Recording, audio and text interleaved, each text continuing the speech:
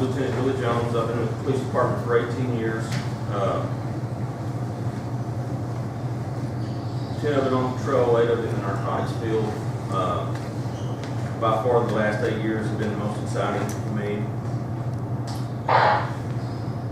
Like I said, 18 years of law enforcement, 8 of those in the narcotics field. I don't know why it's making that noise. I've got an advanced certification when it comes to law enforcement. I've written over 50 search warrants. Usually me and my group are the ones that you see up here at the university. We bring the K9s up every once in a while when we're requested to run the K9s on the dorms. We've been up here once or twice this year. Usually when they have a problem, or they think they have a problem, they alert us. We bring our K9s up here. I've been involved in over 200 cases that are involved in drugs just in the last 8 years that I've been here. I've got over 1,000 hours of training. That's not just narcotics training, that's overall training. I am not by far an expert as far as narcotics, but I've interviewed numerous people. I've worked numerous cases involving all types of drugs. Seen some stuff that I can, unsee. And I want to share some of that with y'all tonight. We'll go right into the presentation. You guys, if I'm moving too fast, because I've got quite a few slides, usually these classes that I teach are geared more towards law enforcement officers from different agencies. So I've gone through tonight and today, and I've kind of updated some stuff so that you'll have the most current statistics and information. So if I move through this real fast, I got about 55 slides, and I talk real fast sometimes when I get rolling. Just raise your hand, ask me to slow down. If you got a question, raise your hand, I'll try to answer it. Most of you use drugs on college campuses, and we've seen every one of them the 8 years that I've been here. Some on campus, not solely focusing on what we've seen on campus, but in Durant as a whole. Across every one of these, of course, alcohol is the most used drug on campus. I know it's legal, but it still can be abused. Marijuana, by far what we see the most of is marijuana. Prescription pills, big increase in the last few years. The last few times that we've come up here, we have encountered some type of prescription pills. Now, well, just because you got them prescribed to you doesn't mean that you can't abuse them. Okay? Or if you've got a buddy that has some and you just hit him up for a pill or two, that's prescription abuse. All right? If they're not prescribed to you, they don't belong to you. Okay? So if you get caught with those, then you'll face a penalty, usually by the police or even by the campus. They'll have penalties too. You guys have a far more weight on your shoulders when it comes to getting in trouble. You have to deal with the law, but you have to also have to deal with campus. I mean, some of you are probably on scholarships up here. So I know in the past, whenever we've encountered students, they're not so much concerned about how much time they're going to spend in jail or what kind of fine they're going to pay. They're more concerned about losing that scholarship. Okay, well, that's important. Ecstasy, we've seen some of that. Cocaine, PDEs, which is performance-enhancing drugs, and methamphetamine. We don't see as much meth on campus. However, my biggest concern in the city of Durant, what we have by far the most abused problem, is methamphetamine. Now, all these drugs up here, it's trendy for us. All right, we can go through cycles where we see a lot of ecstasy being abused. We'll see a lot of cocaine. Sometimes we see meth. All in all, most of the time we see marijuana, okay, in your alcohol use. We'll start out with alcohol. How much is a drink? 5 ounces of wine usually equals about 12% alcohol. And these are just kind of ballpark figures. 12 ounces of beer, anywhere from about 5% alcohol. We'll put 5 ounces of distilled liquor, usually running about 40% alcohol. Like I said, those are ballpark figures. Legal limit in Oklahoma, as far as driving, as far as what we consider as being legally drunk, is 0.08 blood alcohol content. All right, that's whenever you get to the jail and we make you blow an intoxilizer or withdraw blood, If your blood level is 0.08, you're considered, if you're over 21, you're considered intoxicated. Okay, too drunk to drive. Zero tolerance state, what that means is Oklahoma, any trace of alcohol in your system, if you're under 21, you're considered under the influence. Okay, so if you're out here, you're under 21, you've taken a couple sips of alcohol, you get on the road, you get pulled over by the police, he smells it, he takes you down, you blow on the breathalyzer, or he draws blood from you, you got any trace, you're DUI. Okay, and you'll face the same penalties as an adult. All this depends on body mass and metabolism. I know we got a lot of females in here. Females tend to get drunk quicker and stay drunk longer because of their body mass. Okay, I'm not trying to offend anybody, or I'm just being straight out there, but women tend to have a higher concentration of fat. Okay, there's just, you may be the healthiest, most fit female around, but you're still going to contain more, I guess you'd call them, fat cells in your body, and that's where the alcohol likes to concentrate. We'll kind of get into that. Tolerances is a myth. Okay, just because somebody says, "Man, I've drank all my life, 2 beers ain't going to help me," to him it may feel like it's not going to hurt him, but his body's still going to feel it. All right, he's still going to reach that blood alcohol level with those 2 or 3 drinks or whatever. He may not feel it, but his body does. When we hook him up to the machine or draw blood from him, we're going to see it. Okay, so he's still 0.08. And most sexual assaults occur after binge drinking. All right, our statistics show a lot of sexual assaults, a lot of domestics, those things always result in drinking or drugs, almost always. Consequences for the state of Oklahoma: first offense, jail time, fines up to $1,000. Your license gets suspended for 30 days. The IED is an interlock device. That's a little deal. We hook into your car, or third party hooks into your car, and we have to blow into it to start your car. Interlock device. Second offense, 1 to 5 years, up to $2,000 or $2,500 in fines. Your license gets suspended for 6 months. An interlock device is required at that point. Third offense, 1 to 10 years, up to $5,000. License gets suspended for a year. Interlock device is required. State of Oklahoma now, your blood alcohol is a .25 now. You're considered aggravated DUI, and you automatically jump to a third offense. Okay? That's just been recently here in the last year. This reference chart was going back to talking about body mass. I know it's kind of really hard to see, but and this is not actual, so don't read into it and say, well, 2 drinks, I weigh 100 pounds, 2 drinks, I'm okay. A lot of that depends on metabolism, what you've had to eat, whether you're male or you're female. Just kind of gives you a comparison to show the bigger you are, the more you drink again.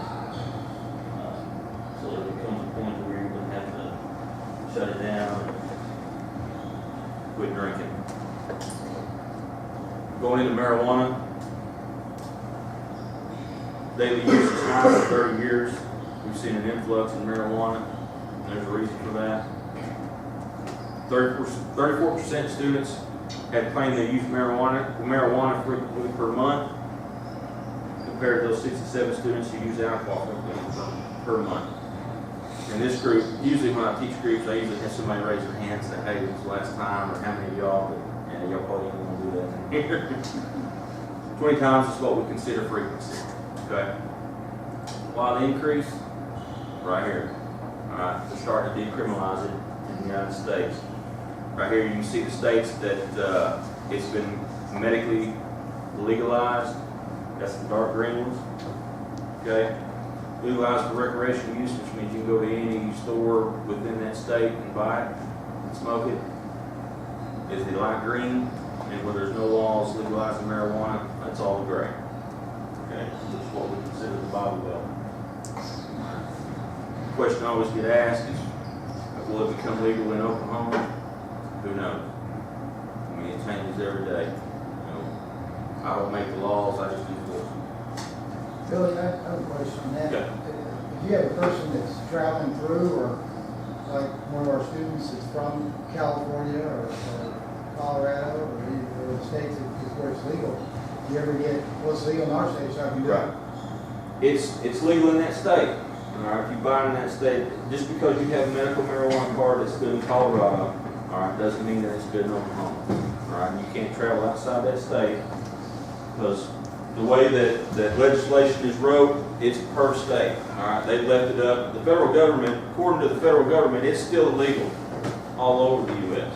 Okay, but they've allowed the states to decriminalize it and pass their own laws. So, you know, technically in Colorado, if the feds want to come in and really start enforcing it, they can, but the money's not there, they're not going to do it. So when it comes to Oklahoma, we have no marijuana legalization law, so it is still considered as illegal. We run into this a lot. Mail service, okay, a lot of our increase that we've seen in marijuana, and we'll kind of get to another slide. So we get a lot of marijuana now through the mail.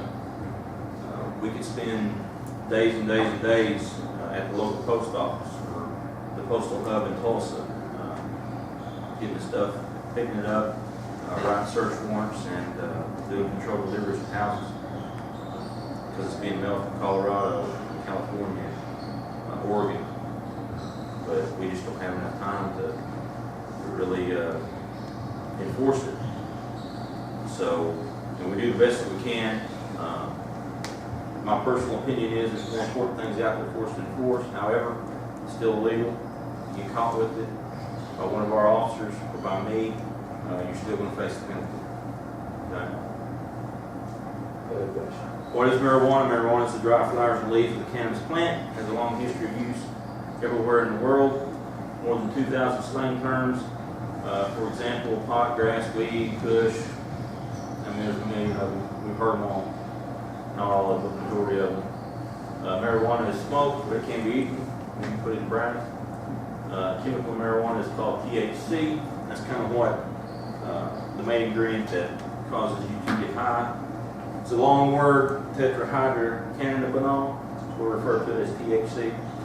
It's a lot easier to say. It is one of over 100 chemicals that's in the marijuana plant. But that one particular ingredient, THC, is what gives you that euphoria effect, that high. It's located in the resin of the plant. If you've ever been around marijuana, if you've ever felt it, held it, whatever, it's sticky. It's got a resin to it. That is where the chemical THC is located. It's within that resin. It can stay in the body for up to 60 days, especially in a hair follicle test. There's really no way, because it congregates in the fat cells, there's really no way of flushing it out of your system ever completely. Over 60 days it will be, but if you really want to get it out, we've had people tell us they use pickle juice and this over-the-counter stuff.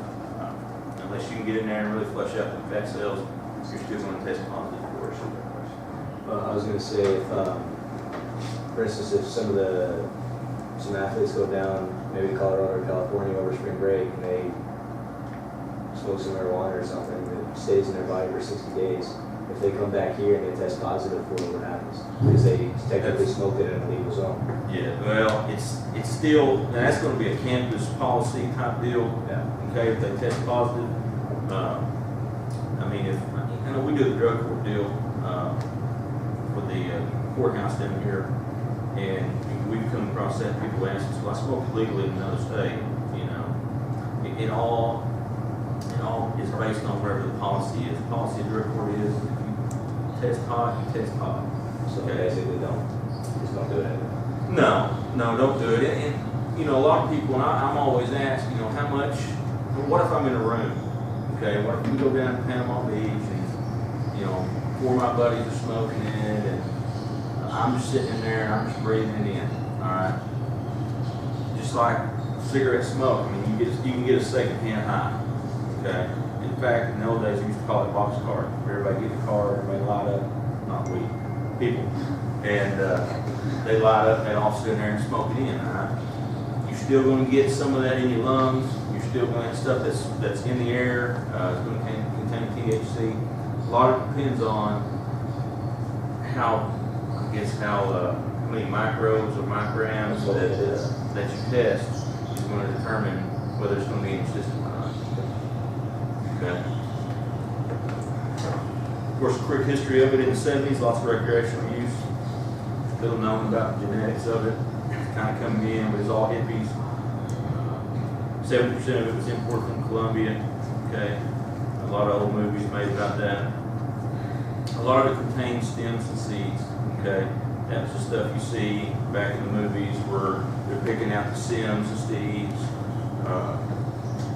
trying to get the best out of it. Back then in the 70s, the THC content was about 3%, 6% THC. Okay, it's not very much. That's you'd smoke a lot of it to really get high. So we move on to the 80s. Back in the 80s, it's not as socially acceptable, but there's a lot of research conducted on it. Right, technologies get better.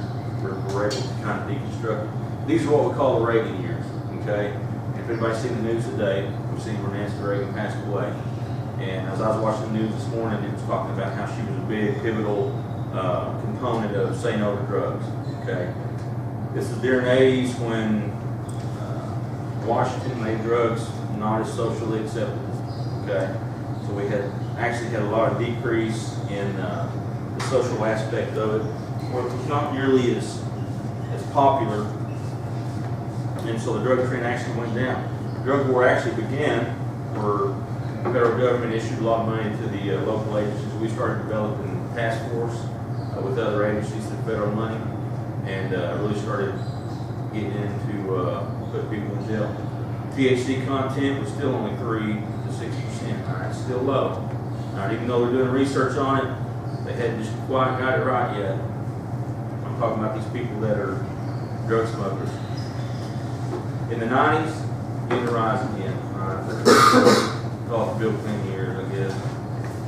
Technology increases. All right, we're able to deconstruct some of the compounds now. Starting to see how we can make it a lot better. Mexico enters the market. All right, they start pouring the drug trade from Colombia. They find out there's a great demand in the United States for drugs, and they want to get in on it. So we start having a lot of cartels that start growing marijuana and sending it across the border. It's what we call the Mexican packed bricks. Right? That's what you see a lot of the movies. You still get them some today, especially off the highway moving north. It's a real tight, compact bricks where you see a lot of stems and weeds. Basically, what they do is they're harvesting it. They don't care. They just cut it down. They throw it in some type of press. They wet it down. They compress it. Lets them traffic it a lot easier. They pack it into parts of the car where it can't be found. THC content is starting to do a little bit better. Mexico's starting to grow it. They're starting to see, well, if I put a little fertilizer to it, if I start clipping the stems off, start clipping off the male parts of the male plants, letting keeping the females from actually blooming on the buds and they stay intact, that resin has to go somewhere and it starts to really collect in the bud, okay, which is what we call the female part of the plant. Fast forward to the millennium. This is when states begin to legalize it. All right, people are starting to say, well, there's a lot of money in that. They're starting to conduct their own research and find out that we put a little chemical to it, if we put a little bit better fertilizer to it, we're going to get a lot better marijuana.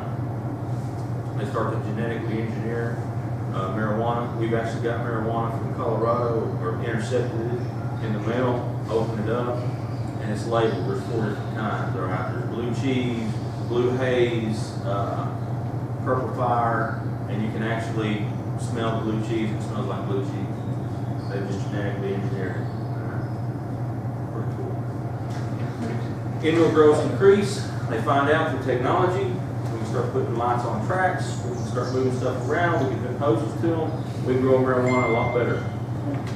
The demand increases. Okay, states start legalizing it. The demand increases. People start moving to those states.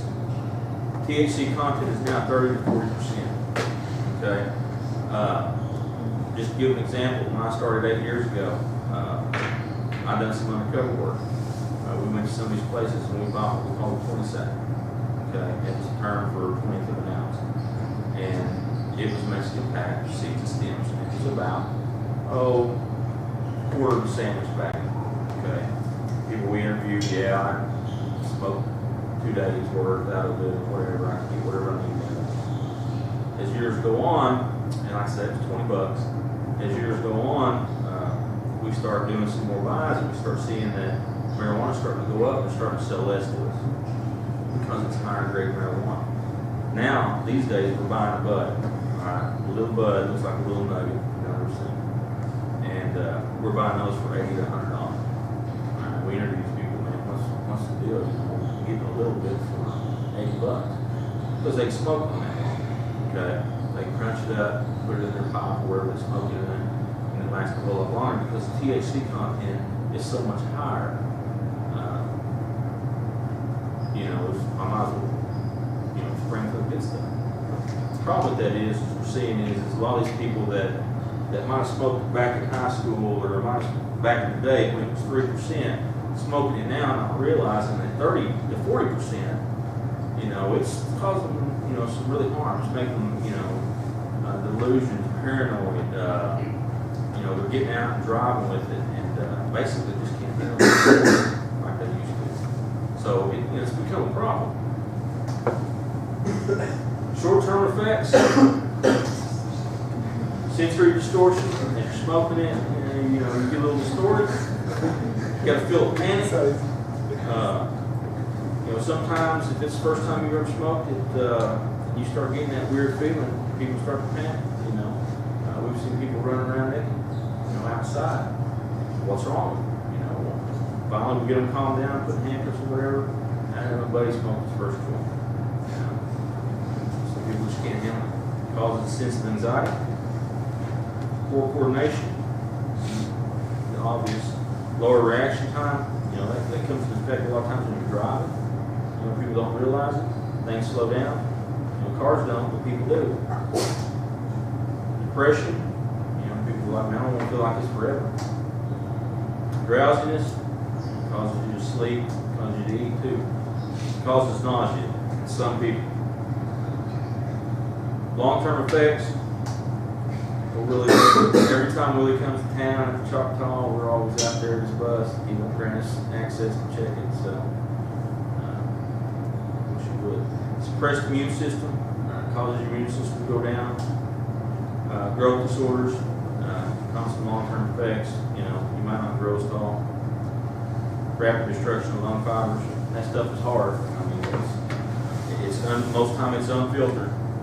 So it's going in there straight into your lungs, tearing them up. Reduce sexual capacity. If you're drowsy and your reaction time's low, you're going to have reduced sexual capacity.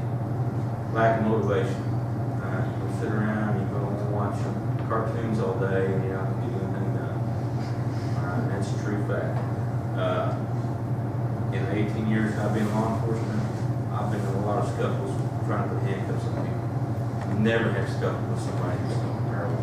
Most of the time they're just, over, turn, over, go to jail. So, lack of motivation. Man, they don't want to do it. They just want to sit around and watch TV and eat Cheetos. And it kills brain cells. Alright? It gets into the because what is your brain? It's composed of fat cells. Your brain's fat. And so, that stuff gets in there and starts eating away at the fat cells, and you don't get stupid. So, there's no problem. Going into prescription pills.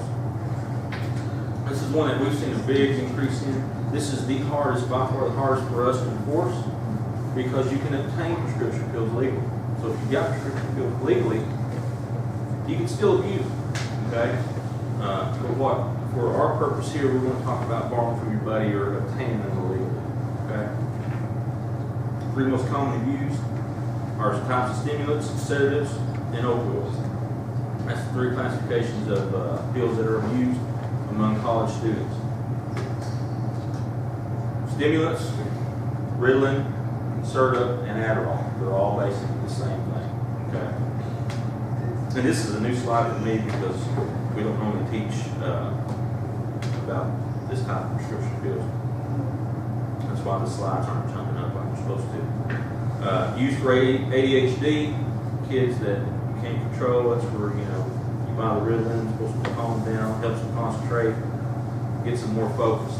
The problem with that is it comes with dizziness, fever, seizures, shortness of breath, and you can't overdose on that stuff, okay? You take one, you think, well, man, it helped me out, I feel really good, I'm gonna take another, I'm gonna take another, and eventually you can overdose. Especially college kids, you've been drinking, you've been taking other things, some of these things don't interact. If you're not prescribed this medication, don't ever take it, okay? If you're not prescribed it, and we find it in your pocket or on your person, then you'll face the penalty, okay? There are laws, actually a law, that says that you cannot possess a prescription outside of a prescription bottle, okay? That's misdemeanor, but second offense, I believe, is a felony. So, we'll slap you on the wrist, you get a ticket and fine the first time, we'll catch you again, we'll put you in jail. Sedatives, these are your Xanax, Valium, Ativan, Clonopin, Ambien, okay? All these are Schedule IV drugs, misdemeanors to possess, but they can do damage to you. They're frequently prescribed to the person who has been through regimen testing to make sure that it was fit. Ambien, by far, scariest for me, okay? We've caught people out late at night doing weird stuff and can't figure out what's wrong with them. Come to find out, they've taken too much Ambien, okay? Sleepwalking, severely. I actually had a guy, it's been many years ago, and I apologize if you probably use names if you know the situation. I actually went to college with him. That's when Ambien first came out. He took a couple of Ambien, went outside, sit in his car, and blew his head off with a revolver. Okay. The guy had no problems. He was actually a manager at a local business. Had a wife and a baby. Lots of no problems at home. Ambien was just new back then. Nobody knew the long-term effects of it. It does cause severe sleepwalking. It causes anxiety, tension, panic attacks if you're not used to taking it, sleep disorders, slow your heart rate severely. Withdrawals cause a seizure. A lot of times these doctors won't prescribe them unless they get you on a regimen that will also take you off of it. They cause mental cloud. Makes you have bad judgment, poor judgment, especially driving and operating a motor vehicle, and that sort of thing. Opioids, we'll talk about those. We'll talk about Oxycontin, Vicodin, Percocet, methadone. These by far to me are the most dangerous prescription drugs. These are derived from basically heroin. Okay, and it's a totally different slide that I have of different opioids, but basically the United States buys a certain amount of heroin from these third world countries, and out of that heroin they convert so much of it into Oxycontin, Vicodin, Percocet, methadone. Okay, we call it locally here, we call it hillbilly heroin. Okay, those people can go out and obtain these by legal prescription, but then when they abuse them, there's some major problems. Schedule II, that means there's a high potential for addiction, but there is a medical use for it. They're painkillers, that's what they're used for. Blocks pain receptors in the brain.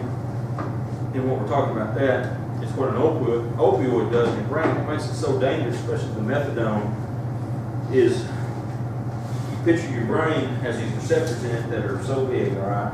And so when you take some type of opioid, what it does is it blocks the serotonin, the pain receptors from entering your brain. Basically, it's a hole in a wall that sticks in there, all right? Then after a while, it slides through. Well, as it slides through, that hole gets bigger, okay? So if you take the same amount over time, then it's going to decrease the effects. So what people do, especially heroin users, is they got to take more. You got to take a larger amount to block that hole to keep that serotonin from getting in that brain receptor. So after time, your brain's saying, give me more, give me more, give me more. But your organs like your liver and your kidneys and stuff are saying, dude, we've had enough. Okay? And they start to shut down. That's when we start having our overdoses, people start dying. Their hearts just can't take that much heroin in the system, and they die. That's where it comes dosage tolerant. So that's what we're talking about here, is dosage tolerant. Severe withdrawals, we see a lot of people that are sick. We've been called out to the hospital for people that have ran out of Oxycontin or run out of methadone. They become what they call or refer to as double sick. All right, nausea, vomiting, flu-like symptoms. They don't have the flu; they're having withdrawals. We see it in jail a lot. We get called back to jail, and your guy's sick, take him to the hospital. Yeah, double sick. So it's an actual problem. Extreme addictions. These things, like I said, are extremely addictive, and the reason why is because your pain receptors say, "Give me more, give me more," and over time they start to wear you down. Of course, you get your nausea, your vomiting that can come along with that, and you can overdose. The last, not this year, last year, 6 of our what we call unintended deaths, where people just die, we don't know why, have been a result of methadone overdoses. Okay, just taking too much and killing over. Okay, so it is a problem. Ecstasy. This is probably the least that we've ever experienced, but we have experienced some of it here. This is trendy. We go 6 months and not ever see it, and then for a full month, we just get a rash of ecstasy cases. Okay. It's known as MDMA, it's its chemical name. It's got this big long name that I'm not going to go into. The pure form of MDMA, it's called Molly. It's also known as a love drug, Skittles, X. Causes release of serotonin in the brain. So now we're getting that serotonin running into our brain and making us feel kind of all these senses that we don't normally feel. Okay? Now we've got an influx with the opiates. We try to block it with ecstasy. Now you're just rushing all that in there. Give you that feeling. Gives you mental stimulation, emotional warmth, like I said. The best that it was described to me is just experience your best feelings in the world.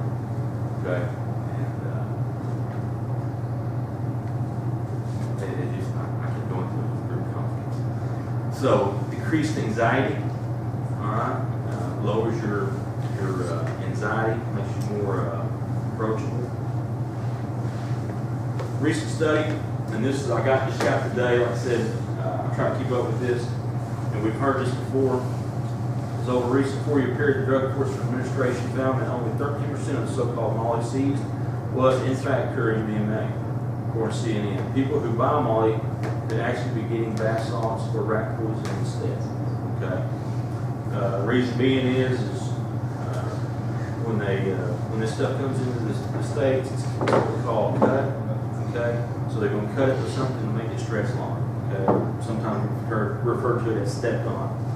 A lot of these pills that you go into Mexico and buy, there was actually a case study done.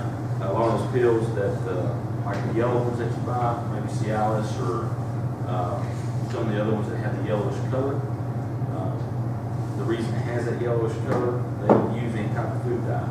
Alright, you're using the markings off of the middle of the road, the yellow line, where they scrape that up, and instead of throwing it away, they recycle it, put it into the pills, or sell it to somebody that puts it in the pills. Because just like MDMA, it's manufactured basically in somebody's garage. Okay, buy these chemicals from overseas, mix them all together, and well, I think I got MDMA, and that's what the internet told me I had when I made this recipe. I mean, that's what you're running into. If they want to make it really addictive, they're buyers or they want return customers, and they'll cut it with a little bit of methamphetamine.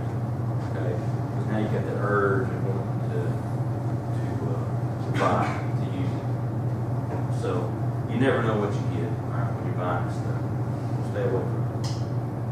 Side effects: increased body temps, makes you real hot. Organ failure because your body's getting hot. Depression as you're coming off of it because you ain't got that same feeling you had 2 hours ago. Sleep problems, which causing, it's a Schedule 1, alright, so it's a felony. If you get caught with just a tab of it, we're going to slap you with a felony, you're looking at probably 5 years to do. Right. what it looks like. That we get, the Crown must be really popular because we've got some of those. Everybody, usually they can be dosage related. If you come across, or we come across it, we have multiple color tabs in a Ziploc baggie. We've been told those are dose related. Blue ones could be 10 milligrams, pink ones could be 5 milligrams. It just depends. A lot of times, that's just their trademark to their buyers. So, I would never suggest taking that stuff. Cocaine comes from the coca plant. Extraction process is simple. Basically, they chop it up, get it wet with some type of toluene or distilled spirit, and extract the stuff out. It's native to Southwest America, Africa. It was known as the rich man's drug, still kind of is. It's also known as coke. It had legitimate uses back in the 1800s. The different slide, I've got a lot of different pictures. It was used in cough drops. Dentists used it a lot as an anesthetic. It actually was used in soft drinks at one point. So it had legitimate use, and it's actually a Schedule 2 drug. Cocaine is, because there's some legitimate uses for it. Can be converted to crack. Basically, the difference between crack and cocaine is cocaine has a really high melting point before it starts to create vapor. Crack does not. It burns almost instantly. Okay? So when you start ingesting something, the best methods of ingesting or the easiest high is coming through your lungs, because your lungs have the most blood vessels that are exposed. So when all that stuff gets into your lungs, there's more blood vessels and more of an absorption into your system, so there's a faster high. Okay? Versus intravenously, which is in there, or storm through your nose. So when you convert to crack, crack's more addictive. Basically what they're doing is they're putting it's usually like a baking soda that they put in there, they cook it up, make it in crack form, basically so it will burn quicker and put that vapor on. Drug war, Mexico versus Colombia. Colombia had majority of the market in the 70s and 80s. You can see Miami Vice, cigarette boats and stuff like that were coming to Miami. Mexico entered the drug war in the 90s. They realized, holy crap, America likes cocaine, so we want to start making some money. So they start fighting the Colombians. Okay. If anybody's ever seen the movie Sicario, alright, I'm trying to spoil it for you, but basically Sicario is Hitman. Alright, the whole thing about the movie is this guy here, the Burrow, is a hitman for the Colombian cartel. The CIA hires him and sends him to Mexico to kill the Mexican cartel members because Colombia is mad at them because they're moving more cocaine and drugs than the Colombians are. Sorry, I spoiled the movie. That's what it's about. It's pretty cool because I've seen it and I'm like, oh crap. It's a pretty good movie. Kind of goes along with the work. Can be snorted, converted to crack, like I talked about. That's so you can burn it, breathe it into your lungs. Preferred method. Inhaled, injected. It does have a burning point. A lot of times you have to put some type of liquid in there to cause it to boil. It causes an intense feeling of happiness. They say it's the quickest high is cocaine. Distorted reality causes you paranoia. Inhibits reintake of serotonin, causes that serotonin dump. Causes a fast heart rate, increases your blood pressure, causes the risk of stroke, and most of the time sudden cardiac death. Your body can't handle it. Right. This lady here, she, the actual story behind her is she had a bunch of crack rocks before they arrested her. It's not our local somebody, but that's the story behind her. Performance enhancing drugs. We'll go over these real quick. PEDs, okay, we know this started back in the 80s with Ben Johnson where he was doping, taking some type of performance enhancing. Then we get into the Reagan banned steroids in 1988. Congress passed on steroid bans in 1990. And we had the baseball scandal in the 90s. We had Mark McGuire, Barry Bonds, and those type of guys that were doing the doping with the, and I was back in college then, and it was you buy it over the counter, once it gets used to something, it converts to some type of steroid. Okay. All that stuff's banned. They didn't know what long-term effects you had on that. It's kind of like with your plexus and that sort of stuff that a lot of people are pushing now. There's no long-term research on that. Okay, it may help you out now, but who knows what's going to do to your liver 10 years from now, 15 years from now. What this stuff, they didn't realize what it's going to do. They didn't realize steroids was killing people. It eventually killed Lionel Zeta and some of those other guys because it caused the acceleration of cancer cells in his brain to develop. So, talking about anabolic steroids, testosterone, Anavar, Deca, Winstrol, Sustanon, that's just some of the examples. There are legitimate, uses for this stuff, but mainly it's prescribed by a doctor. A lot of your cancer patients, a lot of your HIV people will use this type of steroids to help their body mass. 20-year-old males really have no business using it because your body produces enough of it now, and you don't want to suppress that. Side effects, short term, as we know, causes depression, increased anger, a low sex drive. So, basically, if you put this stuff into your system, then the part of your body that naturally makes that stuff says, "Oh, I'll have to make it." All right. So it slows everything down. Body and face acne. We used to joke, we always tell in the gym people was on steroids because they were bad. Wasn't always true. Sometimes people didn't bathe real good. Causes water retention. All right. Causes your hands to swell, your feet to swell. All these bodybuilders at the amateur level, these people who see them get real big real quick. It's because they're holding a lot of water. Right? That ain't good for your body. All right? Because that water's got to go somewhere at some point. It's going to have to go through your kidneys. It's going to have to be filtered by your liver and that sort of stuff. So you're putting an increased strain on your body by doing this sort of thing. Long-term effects, like we talked about, cause kidney failure, liver damage, increased risk of stroke, high blood pressure, and all this is even in young adults.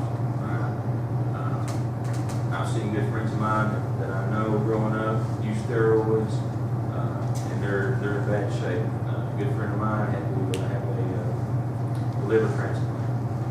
He took 4 steroids growing up. He was a big guy. He done good, but by the time he turned 30, he had to get a new liver. Because when you take it orally, it goes in your stomach, it has to be broken down by your liver. So it causes cirrhosis of the liver real early in his life, and that's what they contributed to. So it's bad stuff. Methamphetamine, like I said, not as much up here on campus as we do all over the South, especially in Durant. This is our biggest battle right now is methamphetamine. How is it manufactured? Well, all that stuff in that picture goes into making that. Alright. Your heat, which is a additive in fuels, acetone, Drano, starting fluid, striker plates and matches. All goes into the clandestine lab and gets manufactured in methamphetamine. There's actually an art to it. When I went to what they call clandestine school, we had to make it legally. We done it in a lab setting, and I wasn't a very good meth maker. But you'll come across these people in a lot of this generation of cooks, what they call cooks. The guys that I arrested 10 years ago, I may arrest their son or their nephew 10 years later because they were were exposed to it. Their daddy or uncle had the recipe for it, and so he passed it on down. There's an art to it. If you do it wrong, you can blow yourself up. We went to many house fires where they tried to do it, they've done it wrong, they blew themselves up, burned down their house. Like I said, it's made out of household materials, and you can go buy stuff right now at Walmart and make it.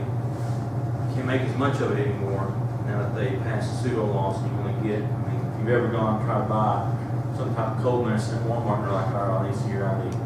And they ID you. You only buy so many of those a month. If you really got sinus problems like me, you got to find a different avenue because they only give me so much. I guess they can make a mess. But that law was passed. You can't get as much of it anymore. We still have problems with what we call smurfing, which is I give you money, I give you money, I give you money. You go buy your legal limit of pseudo for the month, which is what they put in the meth, and I'll give you a cut. Okay. We still run into that some, but really your meth that's made in meth labs is actually kind of went down. Most of it comes from Mexico now. Crystal. When you're making it, it's extremely flammable. So we've seen people blow themselves up. Two methods of manufacturing. It's what we call the old red pea, where you got to have quite a bit of pseudo and quite a bit of chemical. And now they developed a newer method called the Nazi method, where they put it all in one bottle with shaking bags, put it in there. We've actually had them try to make it in Walmart so they can buy stuff. Put the lithium batteries in there. Real dangerous stuff. This is Faces of Meth. We've probably all seen this on TV, but this is just a reminder. This is a true deal. Like I said, 18 years that I worked in law enforcement. Some of the women, men that I've dealt with 15 years ago, I see them now. They've been on meth. They don't look the same. Sometimes hard to recognize them. Been on the meth. Meth mouth. What this calls from is teeth grinding. When you take meth, it's a natural reaction that you want to grind your teeth. It's also caused, of course, from just pure bad hygiene. A lot of these times, this meth will cause your mouth to dry out. So what they'll do is go to Easy Mart or Love's and buy a big old Mountain Dew, some honey buns, and they'll just keep your mouth wet because it's drying out from the meth. They'll just drink that, and they'll stay up for 3 days because it causes them to really what we call tweak. And that results in them to brush your teeth and go to sleep and eat sweets. Brush your teeth rot. That's what happens. Methods of use can be snorted, mainly smoked, because it does have a burning point. Injected, and it can be ingested. We've had people say they eat it. It doesn't work for them as good, but sometimes it's all they have, so they'll eat it. Causes an intense and quick high. Okay. The high doesn't last very long. That's why we have a lot of return customers. Because we try to have more meth. Short duration, doesn't last very long. For long and highs over with, again. Highly addictive. A lot of burglaries and stuff. And we have what we call a criminal investigation division for burglaries and that sort of stuff. And anytime they have some type of burglary, they always call the show guys and say, hey, do you know so and so? 90% of the time, we know. The reason we broke in that house is because it was out of meth, it was out of money. We've had dopers steal from dopers.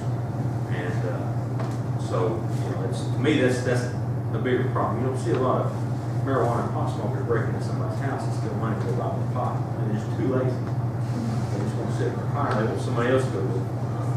So, to me, meth is an overall problem when it comes to everything. Dangerous withdrawals, trimmers, what we call dope sickness. They get that from the meth too. Okay. They want to stay up all night, which is unhealthy for them. We've got people we've arrested and said, man, I've been up for 6 days straight. What have you been doing for 6 days? Man, I've been cleaning. Well, they clean some. They clean in one spot. They have what we call we've gone in the house before and there's 6 VCRs and they take them apart. I do that for them. I just want to see how it worked. I was sleepy and so I took it apart. But the camera put it back together. Keith Browning, talks about increasing blood pressure, love as a stimulant. It's got amphetamine in it. Paranoid, that's the fun part. Paranoid. There's certain parts of the county. We drive the same vehicles over and over again, and sometimes we'll just drive in certain parts of the county with our hot pickups, and we'll be getting phone calls, and then a lot of times there's paranoid. Rapid breathing, increases heart rate. Moving on to synthetics. This is kind of a new thing. We've just really in the last 2 or 3 years have really started to run into problems with this stuff, especially in schools, high schools, middle schools. Synthetic drugs are chemical-based substances, including marijuana, cocaine, and methamphetamine, that are sold over the counter at some convenience stores, gas stations, and tobacco shops. I guarantee you right now, you can go to some tobacco shop here in town, and you're going to find some form of K2. All right. Basically, what that is there was this guy. I don't have the name on here, but it's a legitimate guy that was a professor. And he was trying to make a synthetic marijuana. And what he was trying to make it for is because marijuana has some benefits in the medical field. All right, with kids that have seizures and cancer patients and stuff like that. So he was trying to make a synthetic form of marijuana that he could market to pharmaceutical companies. Instead, he came up with K2, which is actually JWH, we'll call it JWH, which is his initials, 001. Okay? So he had a buddy of his that was not so legitimate. He said, man, I ingest some of that. It kind of makes me feel high. So the guy was like, well, you can handle it. So he gives it to him. That guy takes it and he makes JWH 002. Okay? So then he sells it to his buddies, probably overseas, and they start making mass quantities of it. And they figure out, well, we can get high from this stuff. So they bring it over here, they sell it as, they do the research, they sell it as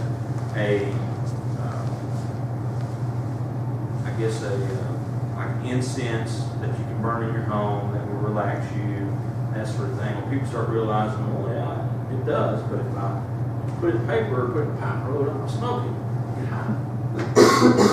And so that's what they've done. So the federal government decided, well, we're going to ban any substance that has JWH 001 and JWH 002 because these chemicals are bad for you. Right? They're killing people. So now these companies already have the recipe, and all they're doing is moving molecules. And the last time I looked, we had over 100 JWH compounds. So the federal government just kind of put a blanket on it and said, well, anything that starts with JWH is against the law. So they decided, well, we'll move this compound, we'll call it something else. So we're having to try to stay ahead of these companies that are making this stuff. That's why right now you can go down here to the tobacco shop and buy some form of it. Okay? It may not be legal right now, but in a couple months it could be. Okay? We're just that far behind on our laws to catch up with these idiots overseas that are making this stuff. The problem is every time they make it a little bit different. Okay? So it has a little bit of different effect on it. To make you sicker with this batch and this batch could not. And all that stuff is usually made in somebody's garage or building behind their house, or if you've ever been overseas to like China and where they have open sewers and stuff. I mean, they'll make that stuff in the back alley. Kind of what you get there. Effects of synthetic marijuana: onset 3 to 5 minutes. It's got a length duration of 8 hours. Short-term effects: dysphoria, paranoia, delusions. Here's the problem: long-term effects, we don't know. It's fairly new. But I mean, if they're making it in their garage, it can't be good for you. So, and some of that stuff